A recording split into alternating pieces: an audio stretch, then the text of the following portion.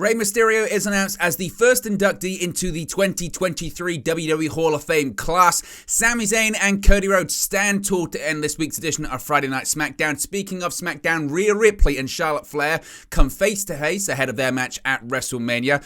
Controversy erupts in the number one contenders match for the Intercontinental Championship, with a match being announced for next week's edition of SmackDown on Fox. Alexa Bliss hits back at reports that suggest she's currently on hiatus from WWE. WWE also has meetings planned for April regarding the WWE sale, and there is no guarantee the company will indeed be sold. A musical performance has been announced for this year's WrestleMania 39 event. An update on Roxanne Perez after she collapsed this past week on NXT, and also an update on the final lineup for WWE's event at Madison Square Garden.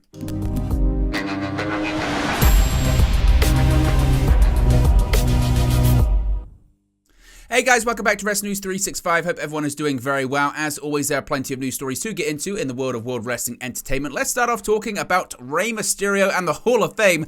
A lot of people eating quite a bit of crow this morning when it comes to the Hall of Fame, because there's a lot of speculation and not really a lot of talk about who is actually going to be going into the Hall of Fame. There was rumours and discussion heading into SmackDown last night. We would hear the first announcement regarding the inductee into the Hall of Fame, but it wasn't who people thought it would be. In a move that not many would have predicted, WWE announced on SmackDown last night that Rey Mysterio is in the 2023 Hall of Fame class.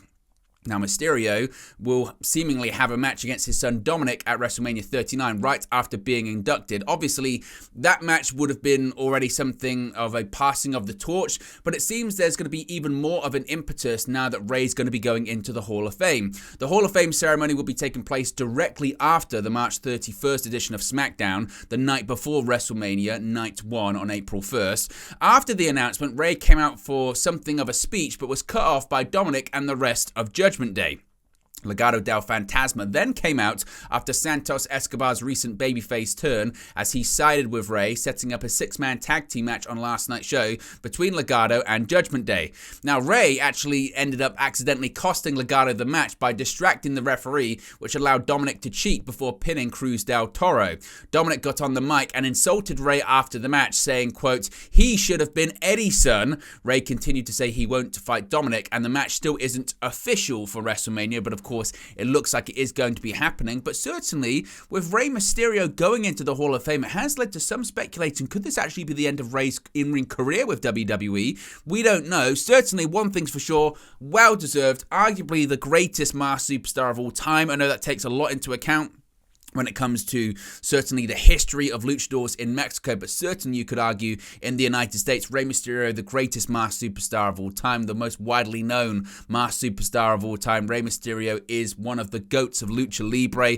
It's entirely deserved and absolutely fantastic. And again, a bit of a surprising one, but certainly really well deserved for Rey Mysterio, the master of the 619. Now, as I mentioned, going into the show last night, there was a lot of talk about the Hall of Fame because we haven't really heard that much about it, and we haven't heard about who's really going to be inducted. There had been rumors, and being about 3 weeks out from WrestleMania, lots of people were saying, well, when are we going to get announcements as to who the people are going to be in this year's class? Well, per PW Insider, heading into last night's show, they reported that the Great Muta will be inducted into the WWE Hall of Fame class of 2023 on Friday, March 31st. Now, Muta, of course, is the alter ego of legendary Japanese wrestler Keiji Muto. As I mentioned, they did announce last night on SmackDown that Rey Mysterio would be, the headline act going into the Hall of Fame this year. And again, it caught people by surprise because I think when PW Insider reported that the Great Muta was going to be going in, they assumed that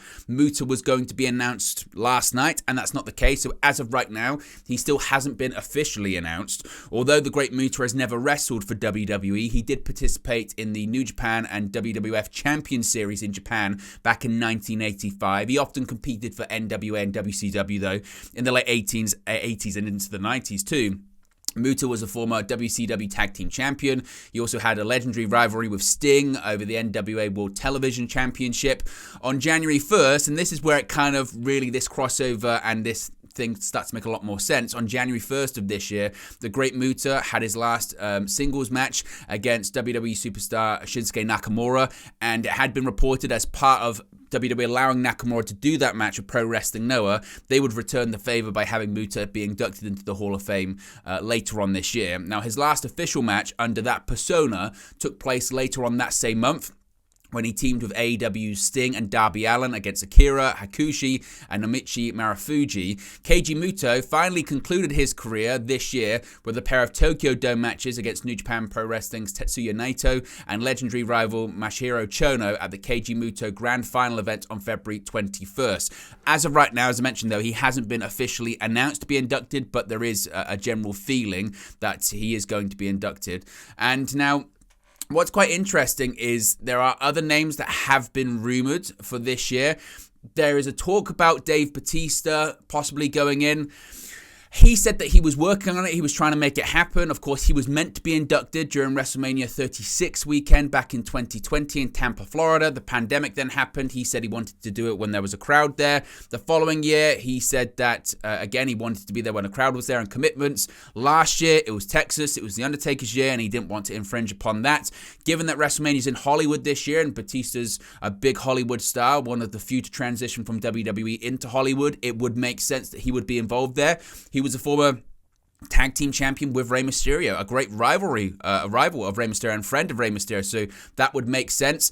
Other names that have been rumored, William Regal has been rumored now that he's back with the company. Again, what that would look like, considering his conditional release from AEW, would have to wait and see. Again, the Great Muta has been widely reported. Other names that have been rumored are the likes of Michelle McCool, Lex Luger, Bill Eadie and Barry Darsow, possibly with Demolition, and Mike Rotunda, Lillian Garcia as well. That's not 100% confirmed, but they have been rumored. Of course, Mick Foley did say that someone had reached out to him for him to induct them into the Hall of Fame this year. Again, who that would be, I'm not really sure out of that list. So there's probably some names as well that haven't been completely spoken about just yet. Again, no one saw Rey Mysterio coming last night, so I think WWE's got this one pretty much locked under lock and key, certainly. Now, switching gears to SmackDown last night as well. On last night's SmackDown, Cody Rhodes made a shock appearance in the closing segment of the show. Now, before that, Jey Uso actually revealed his rationale for why he turned on Sami Zayn. He spoke about why he chose the Bloodline over his former honorary Uso. The Usos came to the ring and Jey Uso addressed his betrayal of Sami Zayn on this week's edition of Raw. After initially appearing to ally with Zayn, he would go on to lead an assault on him and rejoin the Bloodline. Addressing the emotional situation, Jey said that he didn't have a choice. He couldn't throw his twin brother Jimmy to the wolves, which is in effect what Zayn was asking him to do. While he still doesn't seem thrilled with the Bloodline and no mention was made of Roman Reigns, Jey clearly has allegiance to Jimmy and sought to protect him above Sami. After Jey Uso came out to explain his rationale, though, Cody Rhodes, as I mentioned, did make his appearance as if by summoning him, Rhodes' signature entrance kicked off as Cody was in the building. And it was funny because people were looking at the clock going, they've got about 3 minutes left, so what are they going to do here? Now, Cody said the Usos that they didn't need to talk about him behind his back. He's right there. Their attention was focused on the American Nightmare until Jey was attacked from behind. A wild Sami Zayn appeared to attack. While the two dyads brawled throughout the crowd, there appeared to be a spot where Cody Rhodes snatched someone's drink and tossed it at the Usos, but the camera quickly cut away, leading some to think, was that an MJF reference? It probably was. In the end, Rhodes and Zayn chased off the tag team champions, with the show ending as the pair stood tall, Rhodes raising Sami Zayn's arm in victory as the final visual. It would appear that we're clearly building towards a Cody Rhodes and Sami Zayn versus Usos tag team match. Whenever that's going to happen, whether it's Raw on Monday or SmackDown next Friday, that's a match that's building on the road to WrestleMania, clearly. Of course, we know Cody Rhodes is facing Roman Reigns for the Undisputed Universal Championship, and seemingly Sami Zayn will be teaming with Kevin Owens to take on the Usos for the Undisputed WWE Tag Team Championships as well. Now, it wasn't the only development when it comes to WrestleMania on SmackDown last night, as Rhea Ripley and Charlotte Flair came face-to-face ahead of their WrestleMania showdown. Making a big entrance in stunning and shimmering crystal gear for last night's SmackDown, Charlotte Flair looked angelic in advance of her face-to-face with the decidedly more dastardly appearing Rhea Ripley. After a match against Shotzi showed off her impressive offense in front of a watching in wait Ripley, the SmackDown Women's Champion took to the mic. In a face-to-face showdown, Rhea Ripley and Charlotte Flair had their first major exchange with one another in advance of their upcoming championship match at WrestleMania 39. With Charlotte addressing Rhea as her junior and Rhea seeming to not back down, the story between the pair continues to grow. While Ripley's motivation to prove that she has improved was clear, Flair also made her motivation to be unapologetic about her continued quest to be the best on display. Of course, we'll have to wait and see what happens between the two as we get closer to WrestleMania. It has been widely rumored that we could see this match actually main event WrestleMania Night 1. By all accounts, it's between this and that Tag Team Championship match that could be main eventing WrestleMania Night 1. So certainly they're going to be doing all they can to hype up and build the anticipation between this match, which of course is a WrestleMania rematch from WrestleMania 36 inside an empty performance center. That time it was for the NXT Women's Championship. Now, speaking of WrestleMania, the Intercontinental Championship picture just got a little bit more confusing. In a major match with WrestleMania 39 implications, it ended with a very unusual finish, leaving one champion still unclear on his opponent. With Sheamus hitting a Brogue Kick and Drew McIntyre hitting a Claymore, the duo went on to make pins at the exact same time, resulting in a very unclear match finish. With the crowd chanting triple threat, two referees stood in the ring befuddled, while Sheamus and Drew had an argument without any microphones as the show faded to black.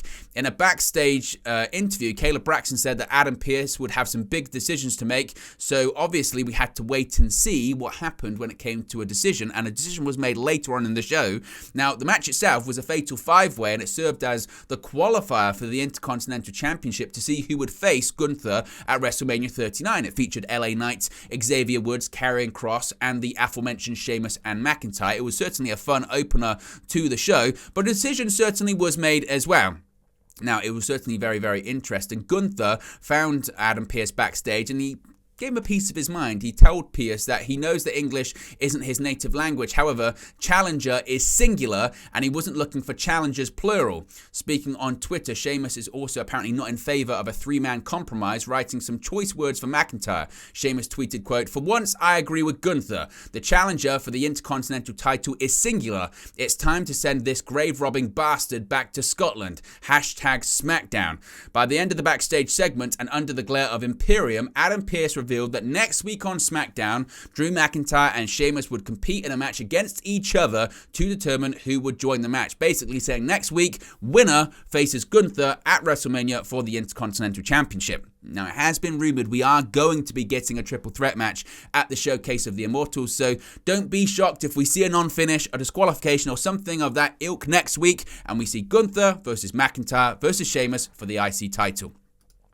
Now, this is really interesting, actually. We spoke about this yesterday. Now, in the Wrestling Observer newsletter yesterday, Dave Meltzer, in a bit of a throwaway line, just said Alexa Bliss was on hiatus, and that was just about it. But the former Raw and SmackDown Women's Champion has actually come out and disputed this. In the newest edition of the Wrestling Observer newsletter, Dave Meltzer had reported that five-time Women's Champion Alexa Bliss is currently on a hiatus from WWE.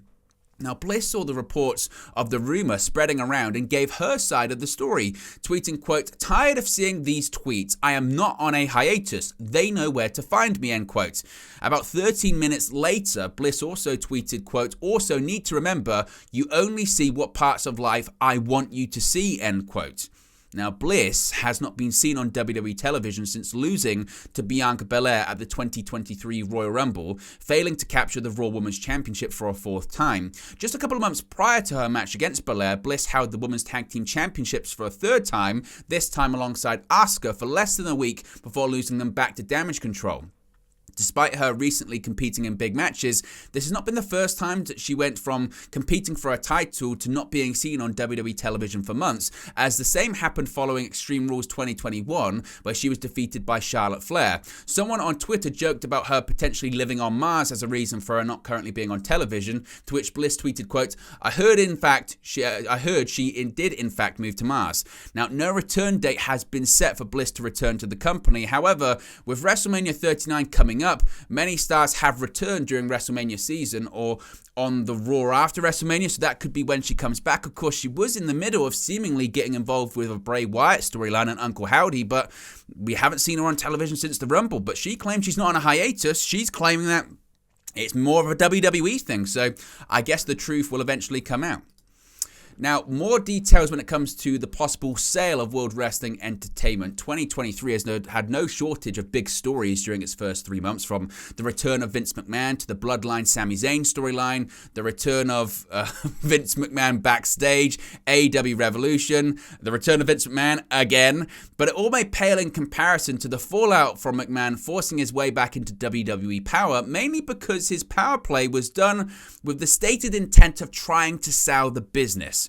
Or was it? Now, in a recent CNBC article focusing on WWE's attempt to legalize betting on their matches, it was noted by two sources that the company was looking to meet with potential buyers in April in what was described as first-round bids. However, it was also stated that WWE is giving no assurances that a sale will happen, potentially landing WWE in a situation where it remains under its current ownership structure.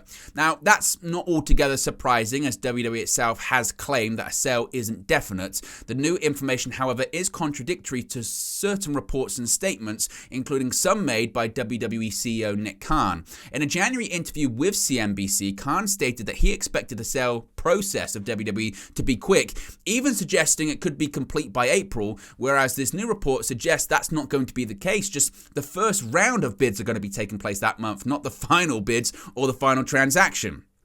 The new information also comes at a time when WWE appears to be losing potential bidders instead of gaining them, with Endeavor notably suggesting it will not be looking to purchase the company. Some have speculated the lack of bidders is due to the potentially high price tag, which Vince McMahon reportedly set at $9 billion.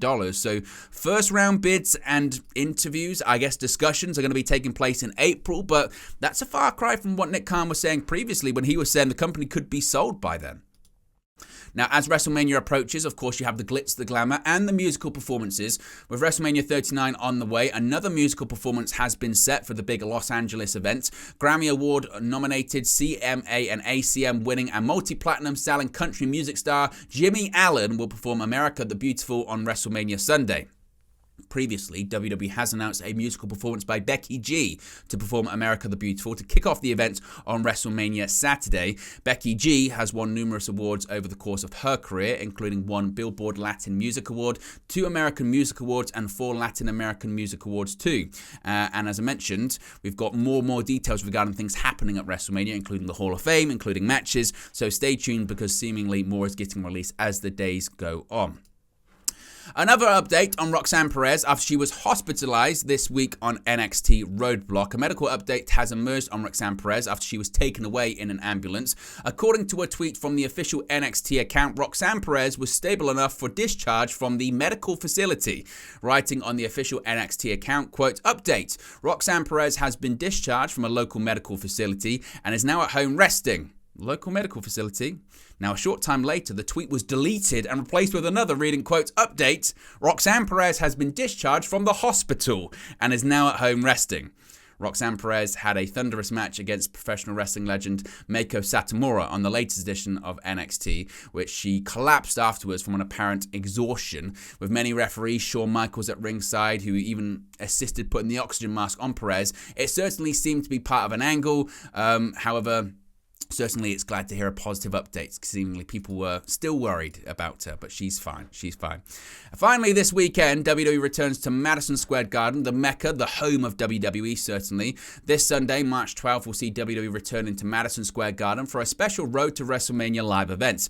There has been a change to one of the major matches already announced, with Liv Morgan being added to the SmackDown Women's Championship match between Charlotte Flair and Sonya Deville to make it a triple threat bout. The lineup for the MSG event is as follows: United States Champion Austin Theory versus Seth freaking Rollins in a steel cage match. Cody Rhodes versus Solo Sikoa for the first time ever. That aforementioned SmackDown Women's title match between Charlotte Flair, Sonya Deville, and Liv Morgan. Ronda Rousey returning to the Garden. Of course, she's not medically cleared to compete at the moment, considering she's got that hairline fracture in her arm. There's a 20-man battle royal with the winner facing Intercontinental Champion Gunther in the same evening. Competing in said battle royale is Rey Mysterio, Bobby Lashley, Drew McIntyre, Finn Balor, The Miz, Sheamus, Damian Priest, New Day, Dominic Mysterio, Johnny Gargano, Omos, Dexter Lumis, Bronson Reed, Rick Boogs, Santos Escobar, Braun Strowman, Ricochet, Baron Corbin, and Karrion Kross. Bray Wyatt's also going to be taking on LA Knight in a lights-out street fight. seemingly one would think is going to be similar to the Pitch Black match, this time just not sponsored by Mountain Dew. Also advertised for the event are Becky Lynch, Bianca Belair, Sami Zayn, the Usos, Kevin Owens, and the Street Profits. Of course, if there's any big angles or information coming out of that show, we'll let you know. But there you go, guys. It's the latest WWE news for you. Be sure to smash a like on the like button. Be sure to subscribe, bottom right-hand corner. Remember, you can join the WN365 roster by clicking that join button. Let me know your thoughts in the comment section below, and I'll speak to you again very, very soon. Hey guys, thank you for watching, listening, streaming, or however you come across this video today. Be sure to click on the video on the right there to watch our next video, or click the bottom there to subscribe, or the bottom right-hand corner. Thank you very much, and I'll speak to you again very soon.